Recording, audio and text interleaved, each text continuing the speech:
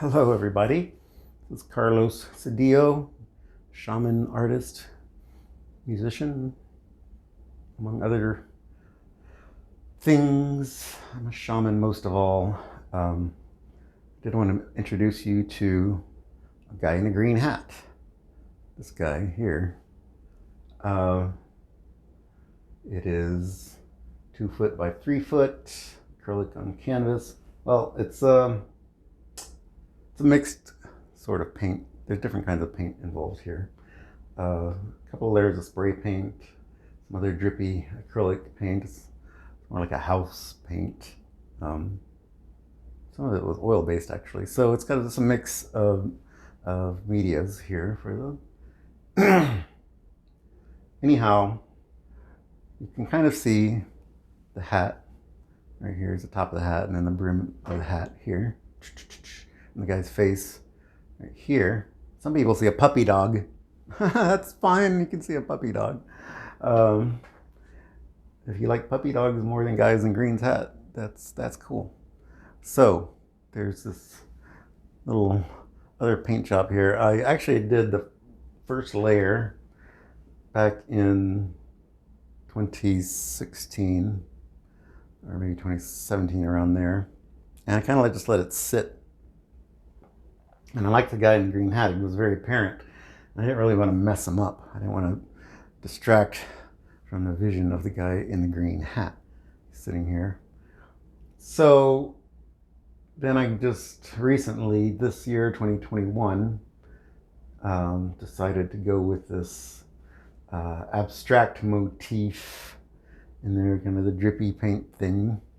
And so I dripped some different colors on here, and then I took some more spray paint, which it's a little harder to see. Let me see if I can bend it to a different angle. You start to get, like there, you can kind of see some of the gold sparkly paint in there. I'd have to get some really nice close-ups for it to really come out shiny like it is, or see it in person. It's much easier to see than on a tiny little screen through a little camera. But anyhow, it's a guy in a green hat. There's a story behind this, of course, like most of my art. Place we went to visit, me some friends, called Canyon de Chelly in Arizona. Actually part of Chaco Canyon in New Mexico, but they're just the state line, whatever. So the Navajo reservation, friend of a friend, Navajo family invited us to go into the canyon and spend the night camping. So it was extraordinary that we got to do that at all, because most people, tourists, have to sleep atop the canyon, the campgrounds. And but we'd heard through mythology or just rumors or stories that there are these beings at Canyon de Chelly known as the Immortals. So when we get there, we get a blessing by the Navajo shaman with a feather, eagle feather, and he's talking these prayers in Navajo. It's really beautiful. And at the end of that, I was like, we can see the Immortals now. And so they start freaking out, talking in Navajo to each other. And then the shaman looks at me and he says, go to the White House. I have another painting. It's in the other room, unfortunately, called Midnight at the Old White House. And that's where we met the guy with the green hat. It looks a little different than the other painting, but kind of the same also. And we had two guides, Dopey and Lambert. And which one was it? I guess we were with Lambert. It's like, look over there, it's a guy with a green hat. And me and my friend Marco were like, what are you talking about? We're looking at this White House. There's a fence, you can't get like close to it really.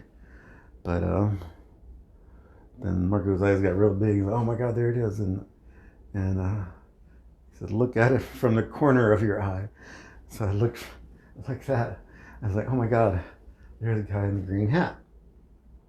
As among many other beings of light, entities that lives there in the rock. Like this is solid, right? This is marble.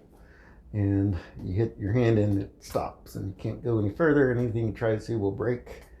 before the marble does, unless it's harder than the marble. So the guy in the green hat was this being, and there was a portal door that these beings were kind of coming in and out of through the White House, and they were kind of walking up around inside of the White House through the shadows. And I just had this instinct to raise my hands over the fence and pulled this energy up and out, and the entire 600-foot cliff wall of the Canyon de Chelly lit up with these beings, beings of light, called the Immortals. And the more we looked around the canyon, the more we saw more and more of these immortal beings. But the guy in the green hat was the first one that we were introduced to. So he kind of deserved his own special painting, even though there's nothing intentional about this as when I did it. I was just, and then looked at it, oh, okay, there's the guy in the green hat. And so the intentional part was kind of this chaotic, abstract part, because it was this very abstract thing. And I know I can't really truly explain it to anybody that doesn't believe in spiritual beings or has not had the strange pleasure of meeting such beings before. There's all kinds of varieties of them, of course, but these immortals happen to live in the canyon, in the stone of Canyon de Chelly, Arizona. It's up there by Four Corners, right? So if you live in Texas, you want to go out to Fredericksburg and hang out at Enchanted Rock, you can find places in the rock at night. In case it's dark, at night you can go on new moon, full moon, whatever, it doesn't matter. Maybe you'll catch the moonlight in a certain way and you'll see these beings, but they're there. And at Enchanted Rock, they don't really move around. These beings, the guy in the green hat was moving around, and the other beings were crawling up and down the rock, and it's a really phenomenal thing. But the ones that I've seen at Enchanted Rock in Texas, they're kind of stationary, but you can kind of see, okay, there's a light, and there's no source for that light there. And so yeah, there's beings there in the rock. But this is the guy in a green hat. Wish you could see the glitter some more, better than you can. The whole thing is, it's really beautiful with the glittery thing, but just because of the lighting conditions, you'd have to see it in person. And so you shine the light in different ways on this thing, or just look at it from different angles, and it opens up all these other perspectives with the face and the light and these other colors blending in there. So I hope you enjoyed my introduction to Guy in a Green Hat.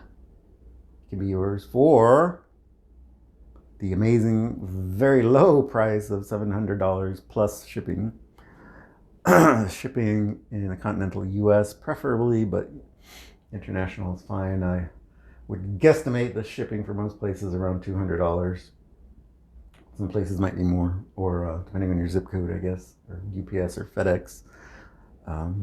But wrap it up nice, some cellophane, and make sure it's well protected and has insurance before I ship it. So that cost of that shipping will depend, but I'm guesstimating 180, 200, maybe 250. International, I don't know, so it depends what country you're in, of course. But we can also make a pair of nice yoga pants out of this. That would be cool. Coffee mug, perhaps. There's other things you can do nowadays. It's amazing. Panties, t-shirts, whatever, jersey, sweatshirt, all that kind of thing. You let me know. honeytaco8@gmail.com. That's my email for now. Maybe it'll change. You're starting honeytaco.com very soon. I mean, it's almost like, it's like sizzling. It's like almost boiling. It's like almost there. But it'll still be a few more weeks before I can make an official announcement about honeytaco.com. But if you go there now, it'll just say GoDaddy, whatever, blah, blah, blah. Excuse me. Anyway, Guy in a Green Hat. Right now, $700. That price could go up substantially if there's too much interest in it, or if I feel too attached to it. I get attached to a lot of my paintings. You know, they're like little babies that I birthed. You know, I'm a guy, I'm not supposed to birth things, but you know, it's modern culture, right? So this is my baby. One of my babies. I have a lot of them around this space here. Make more for you. If you have something in mind, you say, Carlos, can you do me something this kind of like this, but different color scheme or whatever, different size? Maybe you need a bigger one or a smaller one. You just want to print. You can make another canvas print actually out of this. You can do that nowadays, but that wouldn't have the texture. There's a lot, you know, this is 3D, this part right here. There's a lot of texture, so when you look at it at different light angles, it looks different. But if you do it just a flat printout, it won't have all that texture. It won't have all this texture of the spray paint in there.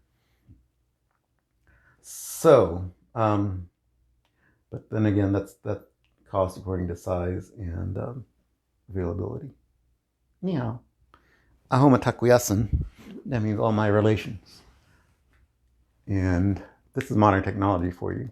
I click, it's supposed to stop. And I always end up doing this.